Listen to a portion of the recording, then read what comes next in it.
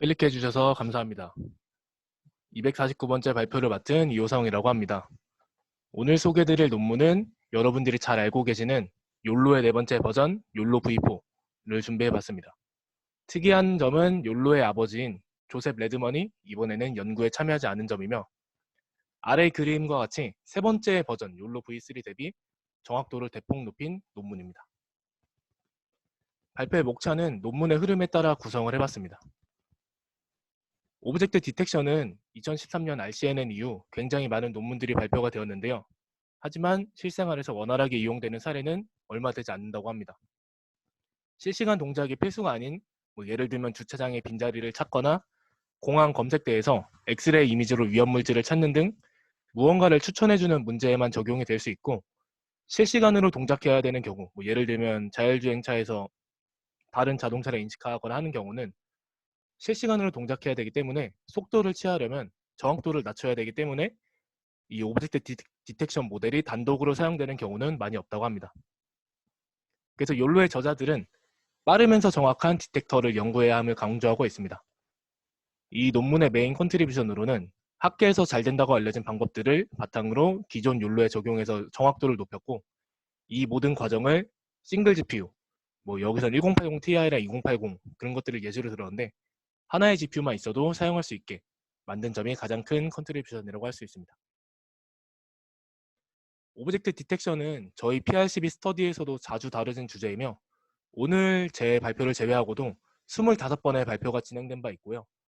그래서 이 영상을 만약 유튜브로 시청하고 계시다면 욜로의 버전 1, 버전 2, 버전 3를 잘 모르시는 분들은 밑에 있는 3개의 발표를 먼저 듣고 제 발표를 들으시는 것을 꼭 권장드리겠습니다. 욜로의 각 버전들을 짧게 복습하고 넘어가자면, 우선 첫 번째 버전은 그 당시는 대부분 리전 프로포절 기반의 기법들이 줄을 이뤘었는데 한 번의 바운딩 박스에서 코디네이트도 리그레션하고 클래시피케이션도 하는 원스테이지 기법을 제안을 해서 굉장히 빠른 처리 속도로 동작할 수 있음을 보여서 큰 주목을 받았습니다. 두 번째 버전은 욜로 버전 1에 굉장히 다양한 테크닉을 적용해서 빠르고 더 정확한 모델을 제안을 했고요. 세 번째 버전에서도 마찬가지로 욜로 버전 2에서 인크리멘탈 임프루브먼트라는 제목에서 알 수 있듯이 굉장히 다양한 아이디어를 추가를 적용해서 성능을 끌어올리는 식으로 연구가 되어 왔고, 마찬가지로 오늘 다룰 욜로 버전 4도 욜로 V3에 굉장히 다양한 기법을 적용했다고 할 수 있습니다. 그래서 여기서는 다양한 기법들을 크게 두 가지로 나눴어요. 백 오브 프리비스 그리고 백 오브 스페셜로 나눴는데 각각에 대해서 차례대로 설명을 해드리도록 하겠습니다. 논문의 초반부에 오브젝트 디텍션 관련해서 이런 연구들을 한눈에 보기 좋게 정리를 잘 해놨는데요. 백본은 굉장히 다양한 연구들이 진행이 되어 왔고, 백본은 주로 클래시피케이션 연구 결과를 주로 사용하는 편입니다. 그 다음에 넥이라고 되어 있는 가운데 있는 부분은 대표적으로 피처 피라미드 네트워크 FPN이 사용이 되고, FPN을 시작으로 굉장히 다양한 연구들이 나왔습니다. 예를 들면 오토M을 이용해서 아키텍처를 찾는 연구를 뉴럴 아키텍처 서치라고 하고, 마찬가지로 저희 PRCB에서도 많이 다루어진 주제인데, 이 피처 피라미드 네트워크에 나스, 뉴럴 아키텍처 서치를 적용하여 나온 나스 FPN 같은 연구들도 많은 주목을 받았습니다. 그 다음 헤드에서 원 스테이지냐 투 스테이지냐가 갈리는데, 한 번에 덴스한 예측을 하고 끝내는 게 원 스테이지, 덴스한 거에서 스팔스한 프리딕션 한 번 더 하는 게 투 스테이지 개로 나눌 수 있으며, 아래에 있는 것처럼 굉장히 다양한 연구들이 진행이 되어 왔습니다. 근데 굉장히 많은 기법을 다루고 있는데 저도 사실 이 모든 것들을 다 알진 못해요. ASFF나 SFAM 이런 것들은 저도 처음 듣는 방법론들인데 다 아실 필요는 없습니다. 그냥 욜로에서 재미 본 것들이 무엇이 있는지 정도만 보시면 좋을 것 같습니다.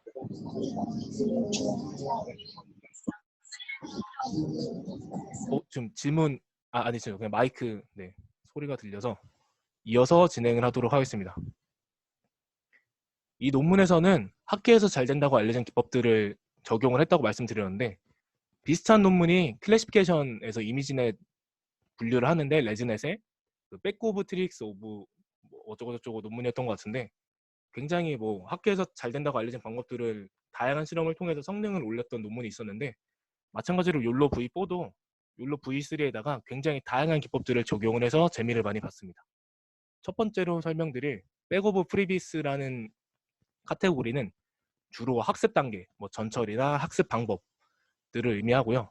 그래서 어그멘테이션으로는 인풋에서 임의의 영역에 바운딩 박스를 친 다음에 해당 영역을 0부터 255까지 랜덤한 값으로 바꿔주는 랜덤 이레이즈라는 방법도 있고, 그 랜덤한 영역에 0부터 255가 아니라 그냥 0으로만 채우는 것이 컷아웃이고, 두 이미지랑 라벨을 알파 블렌딩 해서 새로운 이미지와 라벨을 생성하는 믹스업, 그리고 컷아웃과 믹스업을 합친 아이디어인 컷믹스, 그리고 마지막으로는 스타일 트랜스퍼 간 같은 것들을 어그멘테이션을 사용을 했다고 하는데, 여기 나와 있는 방법 외에도 어그멘테이션 기법은 굉장히 다양한 기법이 있는데 논문에서는 이 정도만 시험을 한 것 같습니다.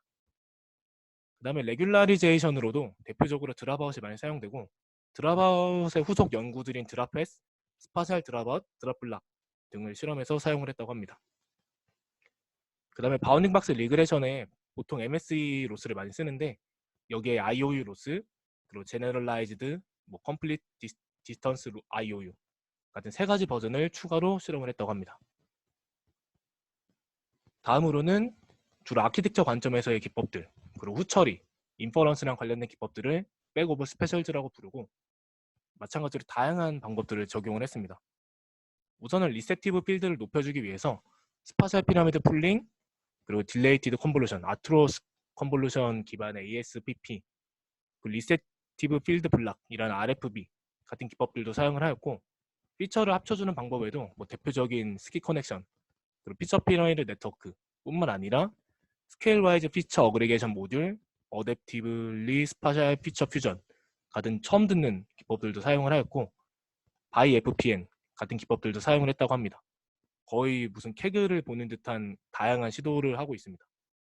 그리고 액티베이션 펑션으로도 보통 렐루를 많이 쓰는데, 렐루의 이런저런 변형 버전의 리키렐루, 파라메트릭 렐루, 렐루 6도 포함을 시켰고, 오토ML로 찾은 스위시, 그리고 스위시를 사람이 좀 개선시킨 미시 등도 액티베이션 펑션으로 사용을 했다고 합니다. 거듭 강조드리지만 여기 나오는 모든 방법들을 다 아실 필요는 없고, 그리고 대부분의 방법들은 했다가 잘 안 되는 경우가 많기 때문에 그냥 이런 게 있구나 정도로만 이해하셔도 충분할 것 같습니다.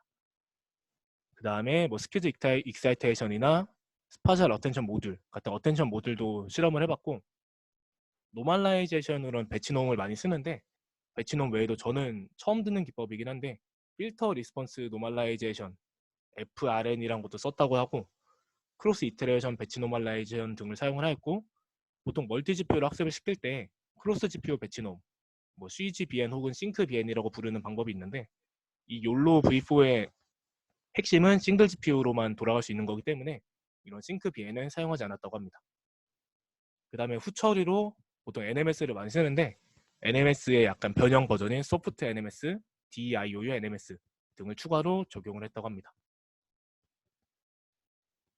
백본을 결정할 때는 아래 세 가지 조건을 고려해서 백본을 결정했다고 합니다. 첫 번째로는 욜로의 고질적인 문제들이 스몰 오브젝트에 좀 취약하다는 점이었는데, 좀 다양한 크기의 다양한 작은 오브젝트들을 잘 찾기 위해서 인풋 레졸루션을 크게 가져갔습니다. 그래서 보통 욜로 V3에서는 256x256을 썼는데, 그리고 보통 224, 256, 높아야 384 등을 썼는데, 욜로 V4에서는 512x512로 하이 레졸루션 인풋을 사용을 했습니다.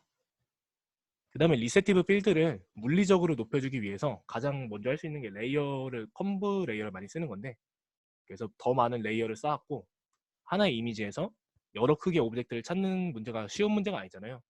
그래서 이걸 잘 하기 위해선 네트워크의 표현력 자체를 키워줘야 되기 때문에 파라미터 수를 키워줬다고 합니다. 근데 이 세 가지 방법을 적용하면 물론 뭐 정확도는 높일 수 있겠지만 당연히 처리 속도가 느려지겠죠.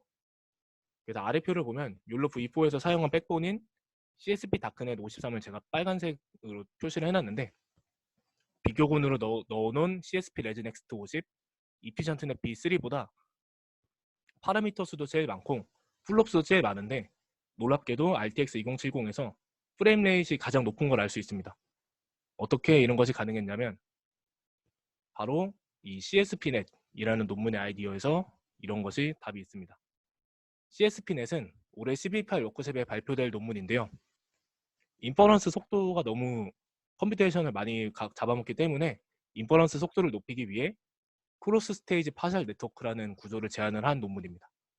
아이디어는 단순합니다. 저희가 이 논문을 다 읽어보진 않고 그냥 핵심적인 부분만 읽어봤는데, 인풋 피처 맵을 두 파트로 나눠서 한 파트는 아무런 연산을 하지 않고, 그래서 여기 뭐 크로스 스테이지 파셜 덴스넷을 예시로 보면 인풋 피처 맵에 x0가 있으면 절반만 연산에 포함시키고 나머지 절반은 뒤에서 콩캣을 시켜주는 방식으로 하고, 뭐 CSP 레지넥스트 레지넷도 두 파트로 나눠서 한 파트는 아예 연산에 포함시키지 않고 나머지 파트로만 연산을 한 다음에 합쳐주는 방식을 제안을 했습니다. 이렇게 하면 처리 속도는 높이면서 정확도는 거의 손실이 되지 않는다고 합니다. 이 논문에서는 제가 그냥 간단히 봤을 때는 이렇게 두 파트로 쪼개주면 그레디언트 플로우가 쪼개지면서 뭔가 학습에 좋은 영향을 줘서 정확도 손실이 적다 뭐 이런 식으로 표현하는 것 같은데, 사실 저는 이 CSP넷이 왜 잘 되는지는 잘은 이해는 되지 않지만 앞에 보여드린 표처럼 파라미터스랑 플롭스가 높더라도 실제로 FPS가 가장 빠르기 때문에 뭐 싱글 GPU에서 66 FPS면 실시간이라고 볼 수 있잖아요. 그래서 굉장히 많은 파라미터, 굉장히 많은 연산량, 굉장히 높은 인풋 레졸루션을 썼음에도 실시간의 동작이 가능했다라는 놀라운 결과를 보여주고 있습니다. 욜로 V4를 정리하면 다음과 같습니다.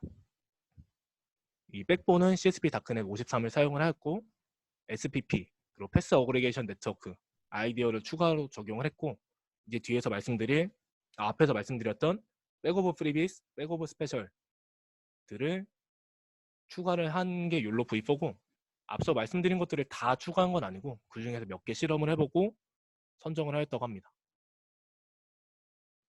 근데 이게 선택할 수 있는 옵션들인데 모든 것들을 다 실험을 해본 건 또 아니고 몇 개는 실험을 미리 제외를 했어요. 대표적으로 액티베이션 펑션에서 피렐루랑 셀루는 해봤더니 좀 학습이 잘 안 돼가지고 제외를 했다고 하고, 렐로6는 사실 퀀타이제이션 네트워크를 위해 제한된 그 방법이기 때문에 렐로6도 제외를 하고 실험을 했다고 합니다. 그리고 이 방법이 좀 재밌는데, 드랍블락 외에 나머지 레귤라리션 메소드는 논문에서 실험을 하지 않았어요. 왜냐하면 드랍블락의 저자가 욜로에다가 자신들의 방법을 적용을 해보고 자신들의 드랍블락이 가장 좋은 결과임을 레포트를 했다고 합니다. 남이 실험을 해준 거죠. 되게 적극성이 좀 돋보였던 예시 중에 하나였던 것 같습니다. 그리고 아까 말씀드렸던 것처럼 싱크비에는 욜로 V4는 싱글 GPU만 쓸 거기 때문에 제외를 했다고 할 수 있습니다. 그래서 뭐 남의 것만 가져온 게 끝이 아니라 자체적으로도 몇 가지 아이디어를 제안을 했어요. 첫 번째로 모자이크 어그멘테이션이라는 걸 제안을 했는데, 4개의 이미지를 이렇게 오른쪽 아래와 같이 하나의 이미지로 합쳐주는 것을 의미합니다. 그럼 바운딩 박스로 당연히 이렇게 4개의 바운딩 박스가 다 하나로 합쳐지겠죠. 4 이미지의 바운딩 박스들이.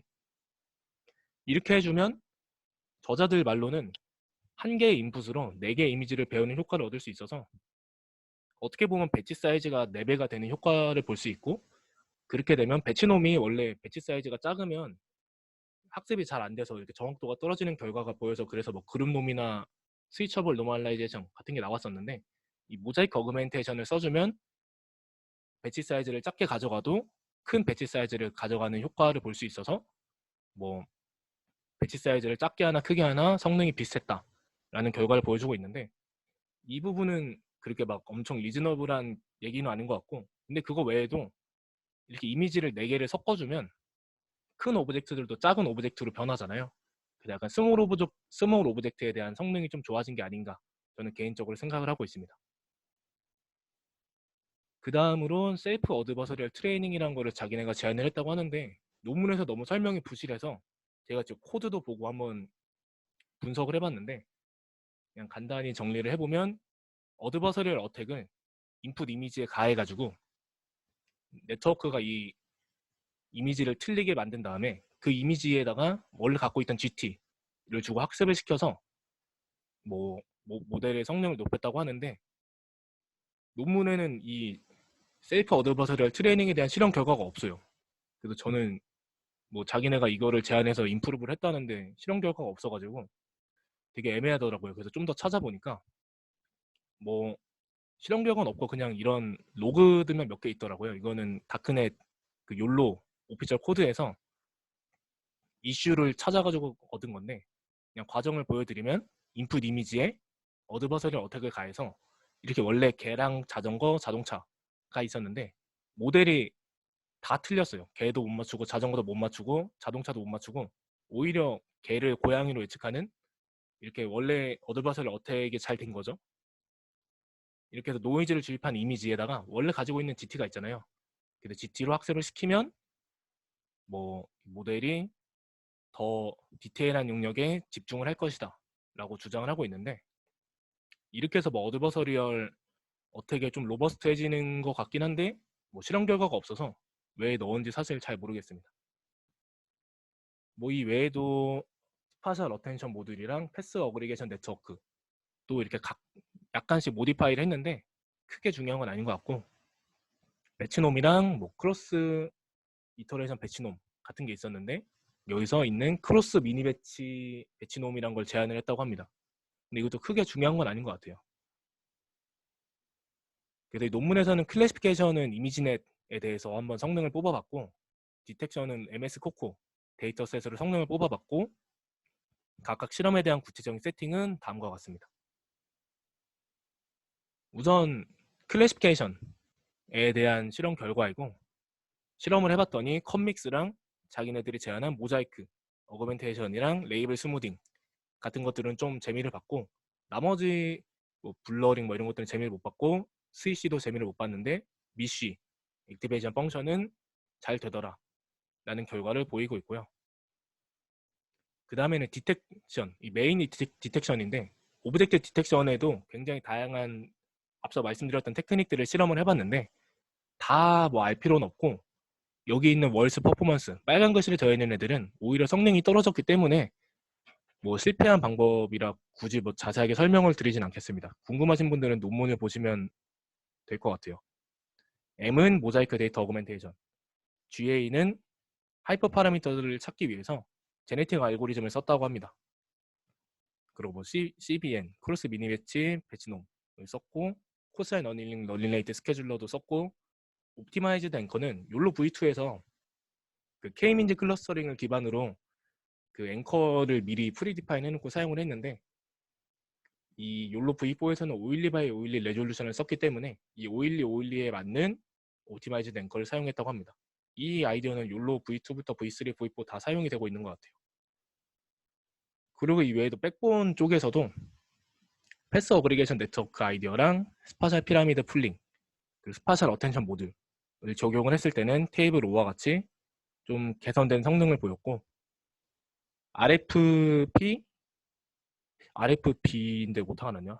리세티브 필드 블락이랑 가우시안 욜로 ASFF는 오히려 성능이 떨어졌다고 합니다. 여담이지만 가우시안 욜로는 제 연구실 선배가 지난 ICCB 2019에 발표한 논문이고 제 블로그에도 이렇게 리뷰를 했었는데 욜로 V4에서는 선택받지 못한 점이 좀 아쉽네요. 여기 네 번째를 보시면 이 42.7에서 41.6으로 떨어진 결과를 볼 수 있습니다. 이게 가우시안 욜로가 악영향을 준 건지 아니면 이 사람들이 코드를 잘못 짠 건지 잘 모르겠긴 하지만 좀 아쉬운 결과이긴 합니다. 다시 본론으로 넘어와서 이 표는 뭘 말하고 있냐면 클래시피케이션 태스크에서는 CSP 레지넥스트 50이 CSP 다크넷보다 좋은 성능을 보였지만 디텍션에서는 오히려 CSP 다크넷이 CSP 레지넥스트보다 좋았다. 어찌 보면 뭐 충분히 일어날 수 있는 일을 설명을 하고 있습니다. 그다음 배치 사이즈를 좀 작게 가져갔을 때도 한번 실험을 해봤는데 CSP 레지넥스트에다가 그냥 이 BOF랑 BOS를 쓰지 않았을 때는 배치 사이즈를 8에서 4로 줄이면 AP가 많이 떨어지는 것을 확인할 수 있는데 본인들의 CSP 다크넷에 BOF랑 BOS를 적용을 하면 배치 사이즈를 8에서 4로 줄여도 뭐 성능이 그대로 유지되는 것을 확인할 수 있습니다. 근데 뭐 배치 사이즈 2나 1일 때 결과도 같이 넣어줬으면 좀 더 뭔가 이렇게 잘 버티는구나 알 수 있었을 텐데 넣지 않은 걸 보면 뭐 잘 안 되거나 아니면 실험을 하지 않았거나 인 것 같습니다. 그 욜로 V4에 대한 설명을 여기까지 드렸는데 정리를 하자면 학교에서 다뤄진 다양한 기법들 백 오브 프리비스, 백 오브 스페셜즈들을 욜로에 적용을 해서 굉장히 빠르고 나름 정확한 디텍터를 만들 수 있었고 그 모든 연구자들이 그냥 하나의 GPU, 그냥 집에서도 돌릴 수 있게 하나의 GPU로만 사용할 수 있게 만든 점이 어떻게 보면 이 논문의 가장 큰 컨트리뷰션인 것 같습니다. 제 개인적으로 봤을 때는. 물론 욜로 논문이 학술적인 관점에서는 이렇게 좋은 평가를 받지 못할 수 있어요. 뭐 그냥 이것저것 해본 그냥 테크니컬 레포트 아니냐. 그래서 뭐 욜로 관련된 논문은 많이 안 나오는 걸로 알고 있는데, 물론 학술적인 관점에서는 좀 좋지 않은 평가를 받을 수 있더라도 실용적인 관점에서는 꽤 높은 점수를 줄 수 있을 것 같습니다. 그리고 논문과 코드가 공개된 지 얼마 안 됐는데, 논문에서 주로 사용하는 퍼블릭 데이터셋인 이런 코코어 같은 거 말고 실생활 데이터에서도 욜로가 잘 동작하는지, V3는 그렇게 막 잘 동작하진 않았었는데 V4는 잘 동작하는지 개인적으로 좀 궁금한 결과였습니다. 오늘 준비한 발표는 여기까지입니다.